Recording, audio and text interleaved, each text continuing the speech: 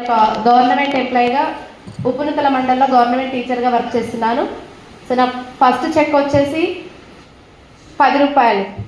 కానీ 10 రూపాయలు వచ్చినప్పుడు ఒక ఎంప్లాయీ బిలీవ్ చేశారా? కానీ ఇందులో ఫ్యూచర్ తెలుసుకొని నేను వర్క్ చేస్తున్న నా హైయెస్ట్ చెక్ వచ్చేసి 59,200 రూపాయలు. సో నాకైతే జాబ్ ఉంది కదా, నేనైతే ముందు భవిష్యత్తు తెలుసుకొని, నేను ఇంటెలిజెంట్ అంటే ఎవరి గురించి వాళ్ళు చెప్పుకోవాలి కాబట్టి నేను ఇంటెలిజెంట్. ఎలా అంటే నాకైతే ఉంది, ఆస్తులు కూడా బాగానే ఉన్నాయి, కానీ నాకు 3 కొడుకులు. సో వాళ్ళకు జాబ్స్ ఉన్నాయనేసి ఒక గవర్నమెంట్ ఎంప్లాయీగా ఆల్రెడీ యువత అనేది అన్ఎంప్లాయ్మెంట్తో ఎలా ఉందో అందరికీ తెలిసిందే. Yes or no?